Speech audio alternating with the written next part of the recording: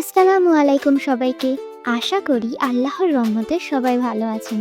আজকে আমরা আবারও বেরিয়ে পড়লাম দলবল নিয়ে ঘুরতে। আসলে আজকে প্ল্যান ছিল অনেক জায়গা ঘোরার, তাই সকাল সকালই বেরিয়ে পড়েছি। চলো তাহলে আজকের দিনটা তোমাদের সাথে শেয়ার করি।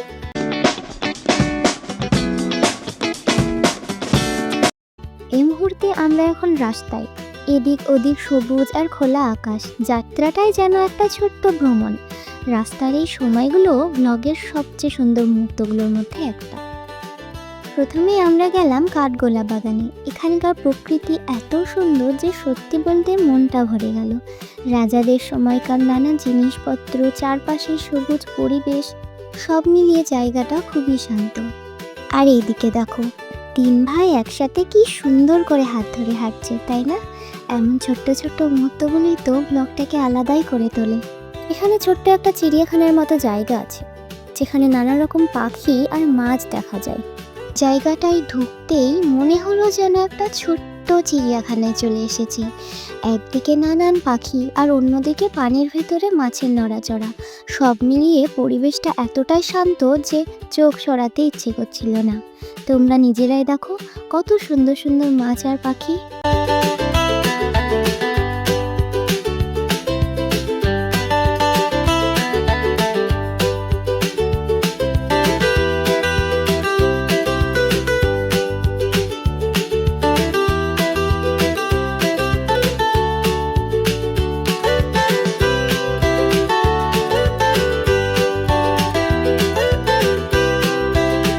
সব দেখে বেশ ভালোই লাগলো।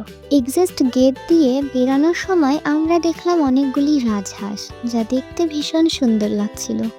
তারপর এই পাহাড়ি ঝর্ণাটার সামনে আমরা সবাই মিলে বেশ কয়েকটা সেলফি তুললাম। এই যে আমাদের সুন্দরী রূপা দিদি, তোমাদের সবাইকে মন ভরে হাই করছি। আর এদিকে দেখো, দুইজন হিরো একসাথে, একজনের দুষ্টুমি আর একজনের শান্ত ভাব। দিনের শেষে একটা কথাই বুঝলাম, এই ছোট্ট ছোট্ট মুহূর্তগুলোই আসলে পরিবারকে পরিবার বানায়। হাসি, আবদার আর একসাথে কাটানো সময়, এগুলোর দাম কোনো কিছুর সাথেই মাপা যায় না। তাই এই স্মৃতিগুলোই আমরা যত্ন করে ক্যামেরায় বন্দি করি, যেন কাল আবার ফিরে দেখে হাসতে পারি। আমরা এটার ভিতরেও ঢুকেছিলাম, কিন্তু যেহেতু এখানে রাজাদের জিনিসপত্র সব কিছু রাখা থাকে, সেগুলোর ফটো বা ভিডিও তোলা অ্যালাউড নয়। তাই দুঃখিত, এগুলো তোমাদের দেখাতে পারছি না, কিন্তু বিশ্বাস করো দেখার মতোই ছিল। এরপর আমরা গেলাম এই সুন্দর পুকুরটার দিকে। এখানেও অনেক রঙিন মাছ আছে, কিন্তু পানির অবস্থা একটু খারাপ থাকায় মাছগুলো ঠিকমতো দেখা গেল না। যাই হোক, তখন আবির বলল ওইদিকে সিঁড়ি দিয়ে পুকুরটা আরেকবার দেখবে। তো বাচ্চারা খুশি থাকলে আমরাও তো খুশি, তাই না? তাই ওকে নিয়ে সবাই মিলে রওনা দিলাম ওইদিকে সিঁড়িতে। দেখো কেমন খুশিতে ওঠানামা করছে আবির।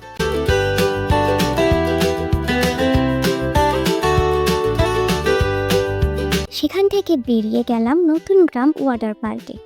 এই পার্কে আমরা আগে অনেকবার এসেছি। এটার একটা আলাদা ব্লগও আছে, চ্যানেলে গিয়ে চাইলে দেখে নিতে পারো। এখানে আসার মূল উদ্দেশ্যই হচ্ছে বাচ্চাদের আনন্দ আর দৌড়ঝাঁপ। দেখো সবাই কেমন দৌড়ে পার্কের ভিতর ঢুকে পড়লো। আমাদের এই হিরোটা কি বলছে দেখো। তুমি গেল না? ওসব বাচ্চাদের খেলা নাকি? তুমি বড় হয়ে গেছো?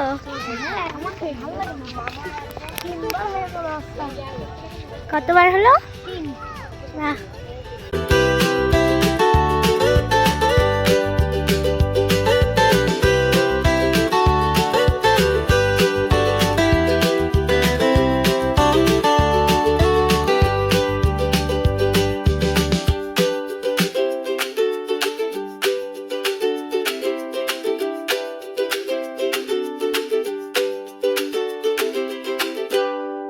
বাচ্চাদের খেলা দৌড়ঝাঁপ দেখতে দেখতে আমরাও একটু বাচ্চাদের সাথে বাচ্চা হয়ে গেলাম।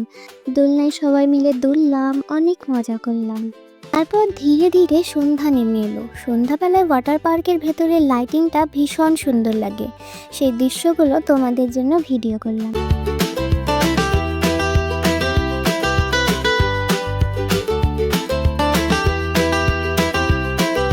তারপর ঘুরতে এসেছি আর না খেলে হয়, তাই এরপর আমরা বেরিয়ে পড়লাম আমাদের ফেভারিট রেস্টুরেন্টে, মতিঝিলের রয়্যাল রেস্টুরেন্টে।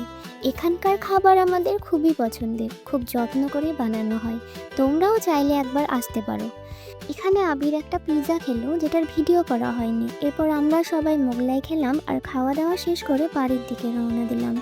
আজকের দিনটা আমাদের এভাবেই কেটে গেল, ঘোরা, হাসি, বাচ্চাদের আনন্দ আর কিছু সুন্দর মুহূর্ত নিয়ে।